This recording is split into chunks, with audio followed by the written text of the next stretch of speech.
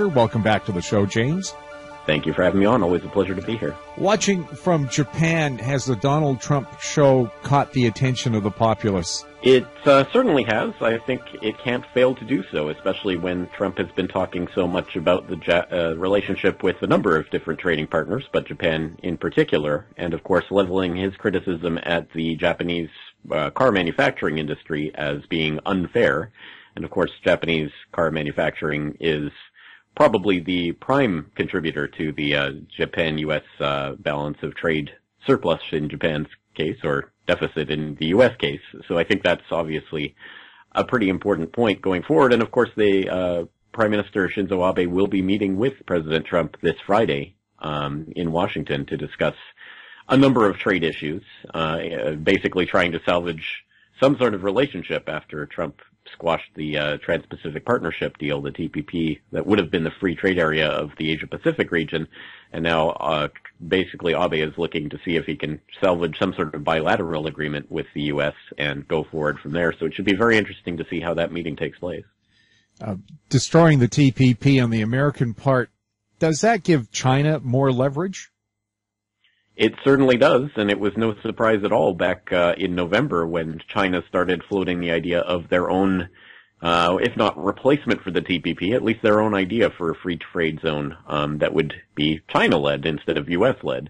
So I think this is a prime opportunity from the Chinese perspective to try to take some of that energy that, well, the years of energy that have been spent in trying to prop up the TPP deal, seeing if they can do a kind of judo move to deflect that energy and make it back into China's credit. So it will be very interesting to see how that plays out. But I think for the time being, Japan is still primarily concerned with its U.S. trading relationship, obviously being one of the cornerstones of the Japanese export-based economy.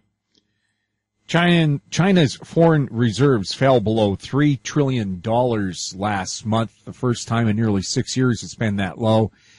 What is China doing to try to control currency fleeing the country? China is facing what is referred to as the impossible trinity problem. The idea here is that a central bank can lower interest rates in order to maintain fixed exchange rates with other currencies, but in doing so, that puts pressure on capital outflows because people are more inclined to seek higher interest rates elsewhere. So the free capital flow has to be staunched, and of course that gives up the ability of the central bank to maintain its capital free capital flows. This is a dilly of a pickle, as they say, for China, which is obviously facing increased pressure to try to bring currency stability. But, of course, that currency stability comes at the price of staunching capital outflows. And even so, as you say, their reserves are decreasing. So it is an extremely difficult position. They're trying to thread a needle that really has never been threaded before in history, at least not quite like this. And there's an interesting article up on Investopedia just from the last 24 hours about how precarious is China's economy, where they say they don't believe that it's quite the dominoes, sky is falling, everything's going to collapse, the debt bubble is going to burst all at once, but they still think that it's obviously China is trying to find a way to transition into lower GDP expectations and to rejigger their economy, and there's going to be a lot of bumps along that path. And I think one of them, as we see, is going to be that extreme swings in reserve rates, in the reserve that they have and that they're trying to use to try to stem some of these capital outflow problems. Trump complained about the low yuan, but frankly, isn't China trying to boost its currency right now? Yes, exactly right. They are trying to at least not try to prop it up more than it would be otherwise. And of course that would probably still mean a devaluing currency, but not quite devaluing as much. They're trying to prop it up, which is of course exactly the opposite of what they've been accused of doing, and which I think they were rightfully accused of doing in years past. But in more recent years, I think they have been trying to maintain currency stability, and I think that's exactly why the reserves are draining, and they're pumping a lot of liquidity into the system to try to keep things ticking along. But it really is a question of how long they're able to do that and fulfill their promises to the IMF and other institutions that they would maintain convertibility of the yuan. It's difficult to do that if there's a large capital outflow problem, and they are running out of reserves, or at least they see the possibility of running down the reserves too much and causing other types of problems that they didn't want to cause in the first place. Well, Bitcoin is surging on reports that apparently people are using it to avoid China's currency controls. Interestingly enough, there are reports coming out now that the People's Bank of China has successfully completed its own blockchain-based digital currency prototype system, and it is one step closer now to being the first major central bank to issue its own digital currency. So I think what is being planned here, and I think elsewhere around the world, but China's an interesting case of it, is using the idea of a blockchain-based digital currency like Bitcoin, but basically issuing their own version of that.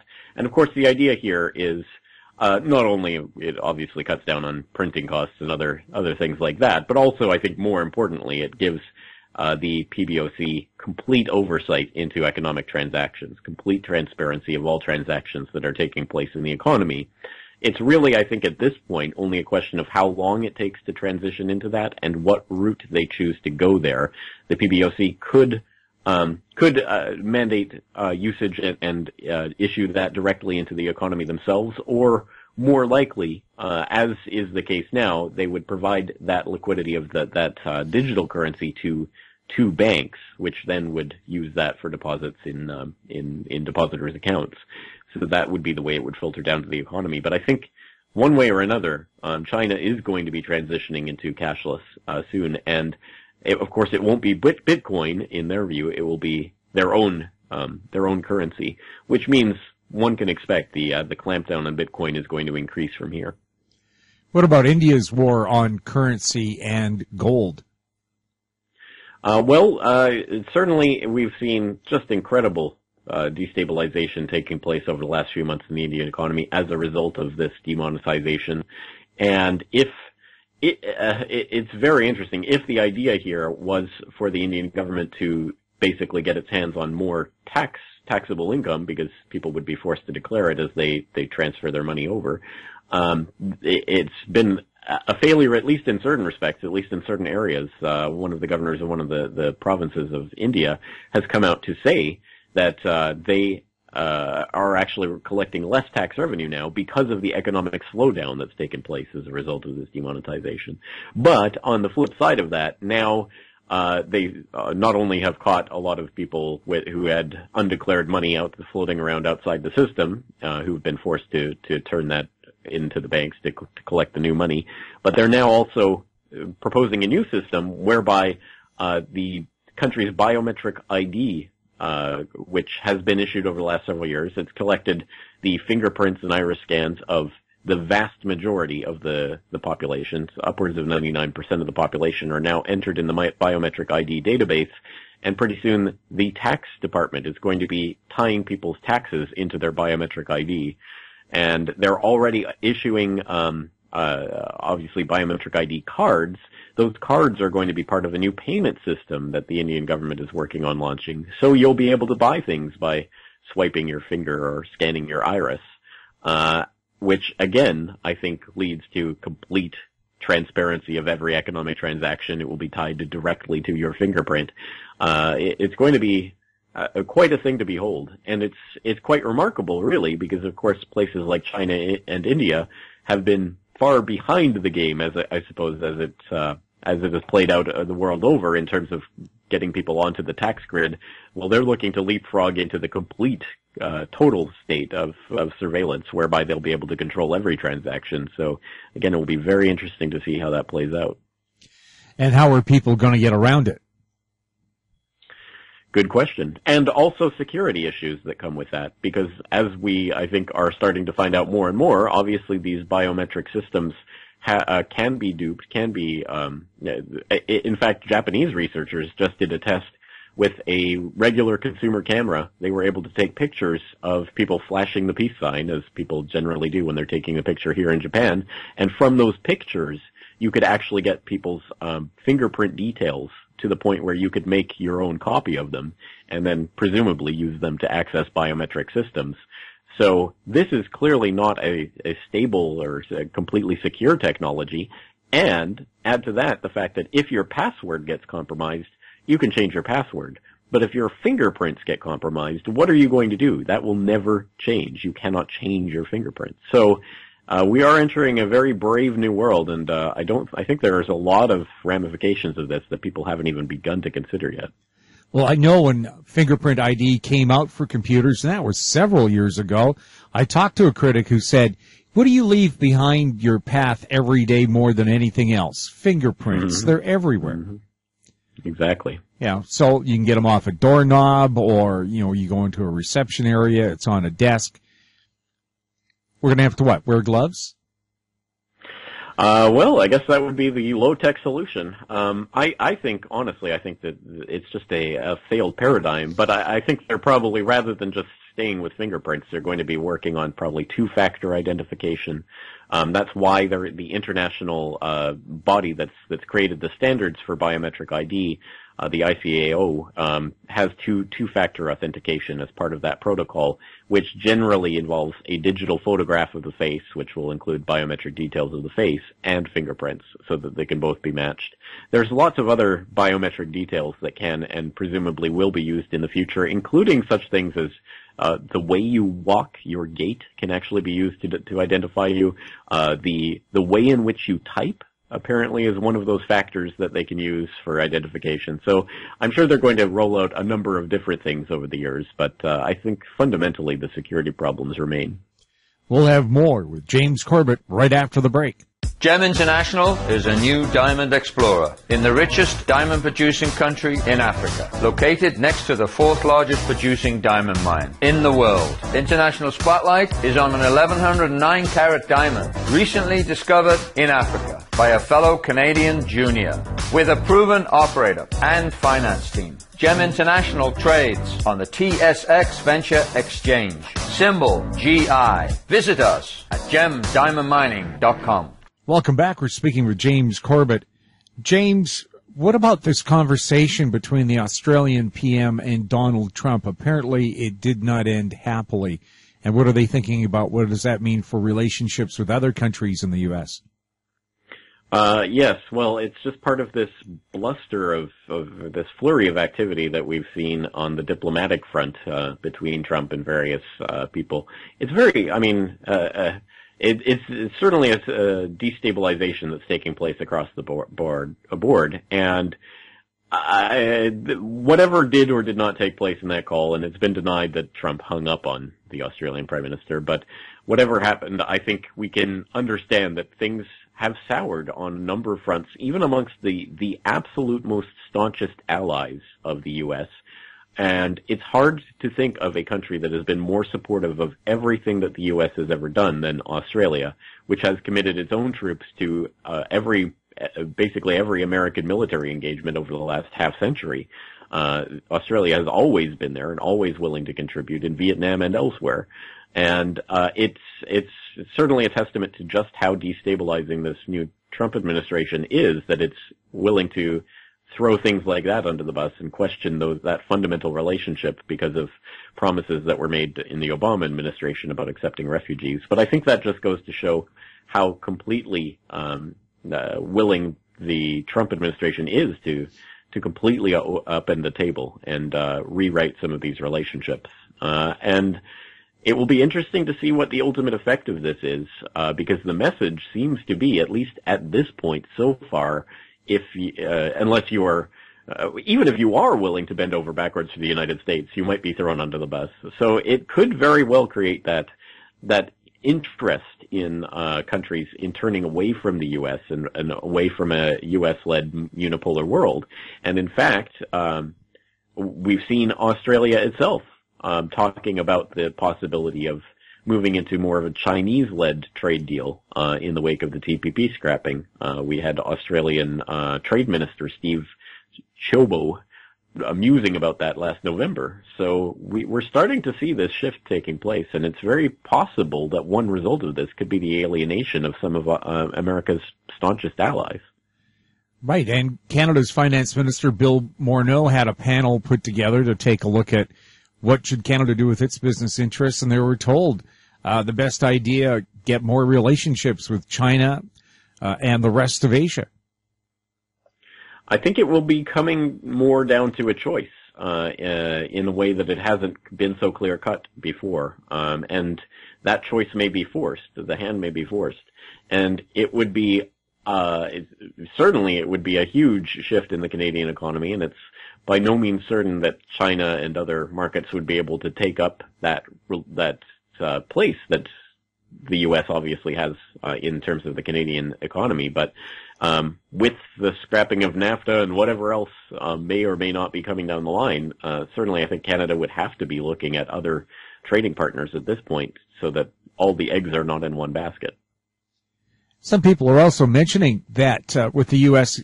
unemployment rate below 5%, if Trump did boost the number of jobs, it could have a labor shortage, which would mean higher labor prices, inflation, and perhaps slowing of the economy.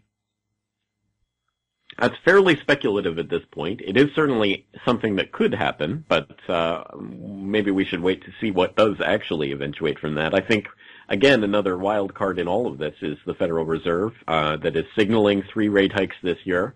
But then again, they were signaling, I think, 4 rate hikes last year, and they only got to 1 of them. So I would take that with a huge grain of salt. But I think the Federal Reserve probably will hike rates again at least once this year, and that will create some potential headwinds for this idea of some, fast expanding economy.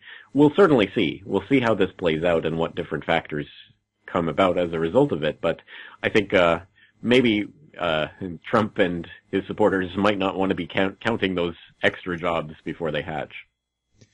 Yes, and even with the return of factories to the U.S., factories don't employ people anymore. They employ robots.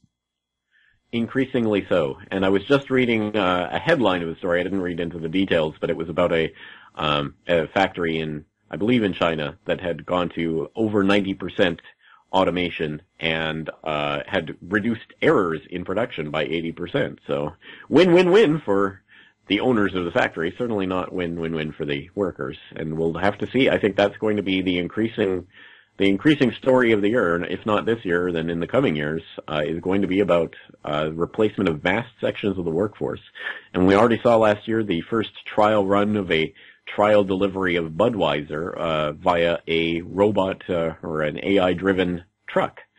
So again, I think huge sections of the economy are going to be really overturned by this automation that's really starting to come online increasingly these days, and it's going to start affecting even segments of the economy people might not expect. I've talked in the previous year about for example, an office in, I believe it was Brighton in England, where they had replaced some of their office workers with robots that can do that kind of paper shuffling office work.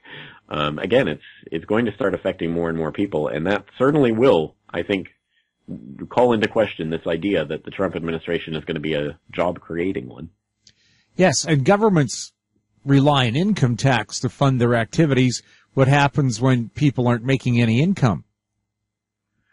There has been talk in the European Union about taxing automation replacements, AI workers and that sort of thing, so that they would still get their cut of that economic productivity. No surprise there. But again, yes, what does that mean for the average worker? And how do we cope with this? This is one of the reasons why the idea of a minimum living wage or a standard universal payment has been floated more and more in recent years. The idea that people will be paid a certain amount simply for existing, and that will free people from having to engage in some of this menial labor that is quite fast being replaced. We'll see where that gets trialed and how that actually goes, but those are the types of ideas that are becoming more thinkable now that we are moving into what could potentially become a post-labor economy. Well, the Jetsons said, we'd have all this leisure time, but maybe they didn't envision it this way. maybe they didn't think of who would be programming the robots. I don't know, but yeah, it's a Jetsons world, but maybe not quite as happy and carefree as the Jetsons. And it's going to be a lot of economic pain for a lot of people who get caught in the middle of that transition. And will your robot maid talk back to you? Good question. James, thank you so much for chatting with us.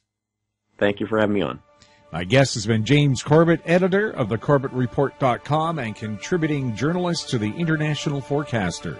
You're listening to HowStreet.com radio. Find us on Twitter at Talk Digital Net. Our popular YouTube channel is Talk Digital Network. Questions for the show can be emailed to info@HowStreet.com. I'm Jim Goddard. Thanks for listening. Comments made on HowStreet.com radio are an expression of opinion only and should not be construed in any matter whatsoever as recommendations to buy or sell any financial instrument at any time. Available online at TalkDigitalNetwork.com. HowStreet.com radio is a production of HowStreet Media Incorporated.